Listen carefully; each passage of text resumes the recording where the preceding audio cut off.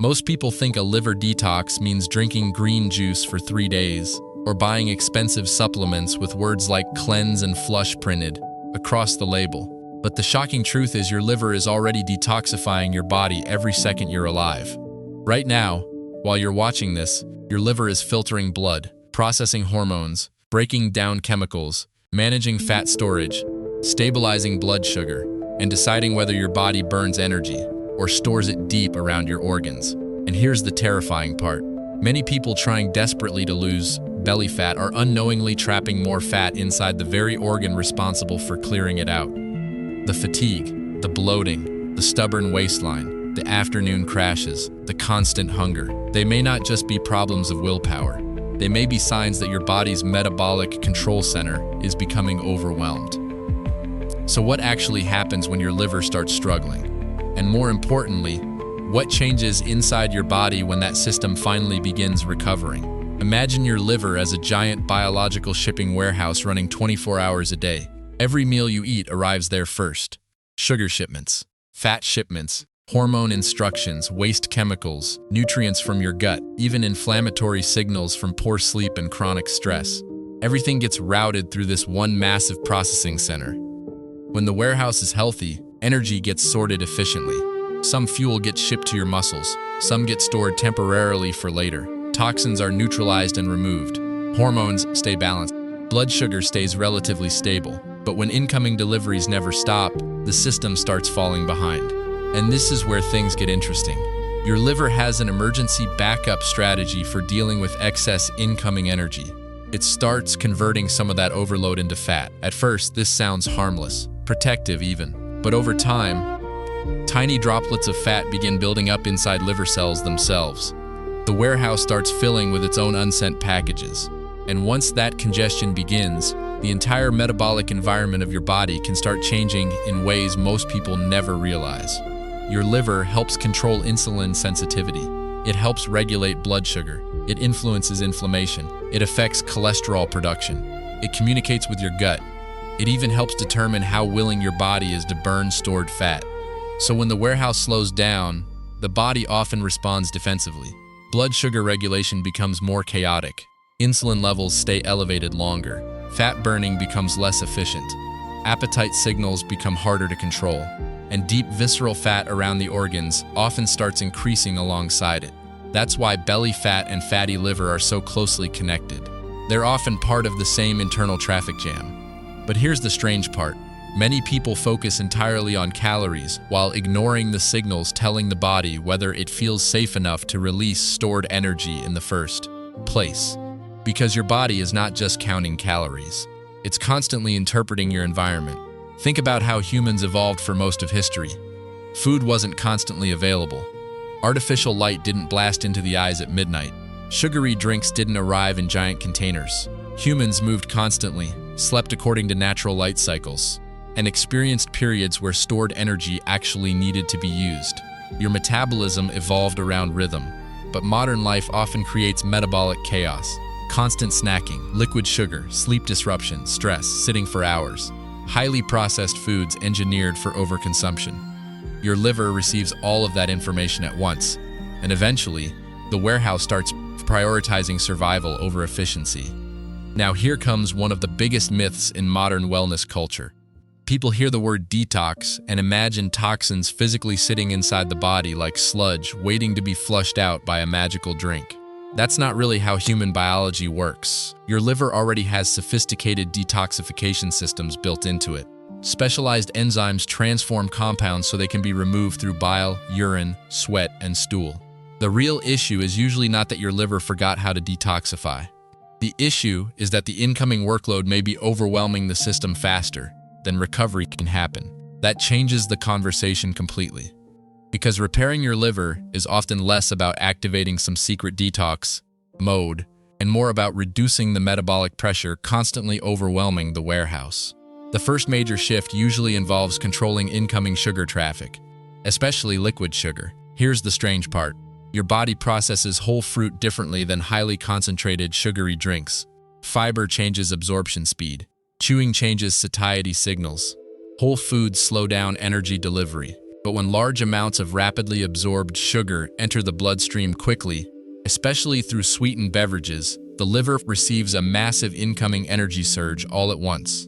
Fructose is primarily processed in the liver, and in excessive amounts, particularly from processed drinks, some of that overload can contribute to increased fat production inside liver cells. That doesn't mean fruit is dangerous. It means context matters, delivery speed matters, metabolic load matters, and something unexpected happens when people reduce constant liquid sugar intake. Hunger patterns often stabilize. Energy crashes may improve. Insulin spikes become less dramatic. The body gradually becomes more flexible about switching between using incoming fuel and stored fuel. But that's only the beginning. Because food timing changes the warehouse too. Many people wake up and immediately flood their body with highly processed carbohydrates after sleeping all night. Blood sugar rises rapidly. Insulin surges. The liver begins sorting incoming energy immediately before the body has even become physically active. For some people, shifting toward a more balanced breakfast with protein, fiber, and slower digesting foods may help improve satiety and blood sugar stability throughout the day. Protein is especially interesting here because it doesn't just build muscle. It influences appetite hormones. It helps preserve lean tissue during fat loss. And maintaining muscle changes the way the body handles incoming energy altogether. Muscle is metabolically expensive tissue. Your body constantly spends energy maintaining it. And this is where things get really fascinating. Exercise is not just about burning calories during a workout. Exercise changes fuel routing. Imagine your muscles as giant energy sponges waiting for incoming fuel shipments. During movement, muscle cells pull glucose directly from the bloodstream. Over time, regular movement improves insulin sensitivity, meaning the body becomes better at managing energy traffic overall. This is one reason visceral fat often responds strongly to exercise, especially consistent exercise, not necessarily extreme exercise, consistent exercise. And one of the most underrated metabolic tools may also be one of the simplest, walking after meals. Because after eating, blood sugar rises and nutrients begin entering circulation. A short walk after dinner can help muscles immediately use some of that incoming glucose, instead of allowing prolonged elevation in the bloodstream. No punishment, no suffering, just biological redirection. Repeated signals telling the body, this fuel has somewhere useful to go. But the real shift happens later, because one of the strongest influences on liver health isn't food or exercise alone, it's sleep. Your metabolism runs on circadian timing. Hormones rise and fall according to internal biological clocks influenced by light exposure, meal timing, stress, and sleep quality. Poor sleep disrupts appetite regulation. Cortisol patterns change. Insulin sensitivity can worsen. Late-night cravings become stronger. Inflammatory signaling may increase. And the body starts becoming more defensive about energy storage, especially around the abdomen. This is why chronic sleep deprivation is so strongly associated with metabolic dysfunction. The warehouse never fully resets. Here's something most people never realize. During deep sleep, your body performs enormous amounts of repair and regulation work. Hormones rebalance. Cells recycle damaged components. The brain clears metabolic waste through the lymphatic system. The liver continues processing and packaging nutrients. And when sleep quality collapses repeatedly, these repair systems become less efficient. Artificial light late at night makes this worse, especially blue light exposure, because your brain uses darkness as a signal for melatonin production, and melatonin helps regulate circadian timing throughout the body. Not just sleepiness, metabolism itself, and this creates an important shift in perspective. The goal is not forcing fat loss through aggression. The goal is rebuilding metabolic stability so the body no longer feels chronically overloaded. That's a very different mindset, because extreme restriction can backfire too. Crash dieting, endless detox cleanses, excessive fasting, overtraining. These approaches may temporarily reduce scale weight, but aggressive stress can also increase cortisol, worsen adherence, and create rebound behaviors later. Your body evolves survival mechanisms for famine and threat. If conditions feel too unstable, the body may defend stored energy even harder. The deepest truth about visceral fat is that it's not just passive storage. Visceral fat is biologically active tissue. It releases inflammatory compounds. It interacts with hormones. It communicates with the liver and other organs. And excessive visceral fat is strongly associated with increased risk of insulin resistance, cardiovascular disease, and metabolic dysfunction. But here's the encouraging part. Visceral fat is also often highly responsive to lifestyle improvements. Sometimes internal metabolic improvements happen before dramatic visual changes appear externally. Blood sugar stabilizes, liver fat decreases, inflammation lowers, energy improves, waist measurements slowly change. The internal environment shifts first. Now let's talk about another hidden player in this entire system: your gut microbiome. Trillions of bacteria live inside your digestive tract, and many of them directly influence metabolic health. Gut bacteria help ferment fiber into short-chain fatty acids that may support gut integrity, inflammation control, and insulin sensitivity. But highly processed diets low in fiber can negatively affect this ecosystem over time. And what most people never realize is that your gut and liver are directly connected through the portal vein. Nutrients and bacterial compounds absorbed in the gut travel directly toward the liver first. So when gut health deteriorates, the liver often experiences more inflammatory stress too. This is one reason fiber matters so much. Not because fiber magically detoxifies the body, but because soluble fiber slows digestion, improves fullness, supports healthier blood sugar responses, and feeds beneficial gut bacteria. Foods like oats, legumes, vegetables, berries, flaxseed, and chia seeds create a very different metabolic environment than ultra-processed snacks, engineered for rapid overconsumption. Again, the body responds to patterns, not miracle ingredients. Now here's where many people finally misunderstand the entire idea of liver detox. They think the goal is cleansing the body of mysterious poisons, but the deeper reality is more about restoring flexibility. A healthy metabolism can switch between using incoming fuel and stored fuel more efficiently. It can stabilize blood sugar without massive crashes. It can regulate hunger more effectively. It can manage inflammation more appropriately, and your liver sits directly in the center of that regulation network. This is why sustained lifestyle changes often work better than extreme short-term interventions. Less liquid sugar, more protein and fiber, better sleep timing, consistent movement, reduced ultra-processed food intake, strength training, walking after meals, managing stress. These are not flashy solutions, but biologically they reduce incoming traffic pressure on the warehouse day after day after day. And eventually, something remarkable happens. The body begins feeling safer. Safer to release stored energy, safer to improve insulin sensitivity, safer to reduce chronic inflammation, safer to stop defending fat quite so aggressively. And this is where things get especially important. Not every person with belly fat has fatty liver. Not every person with fatty liver looks overweight. Genetics matter. Alcohol intake matters. Hormones matter. Menopause changes fat distribution.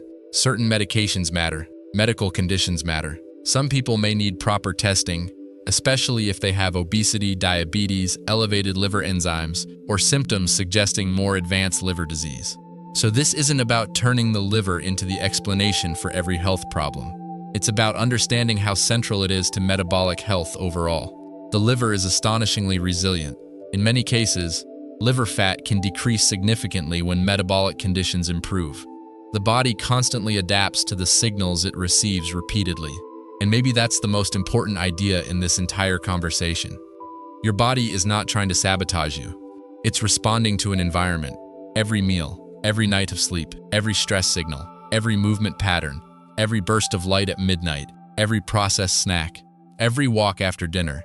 Your biology listens to all of it. Modern health culture often turns fat loss into a battle against your body. But biologically, the situation is usually more complicated than that. Your body is often trying to protect you according to the signals it believes are most important for survival. If the environment feels chaotic, energy storage increases. If the environment becomes more stable, the body often gradually loosens its grip on stored energy. Not instantly, not magically, but systematically.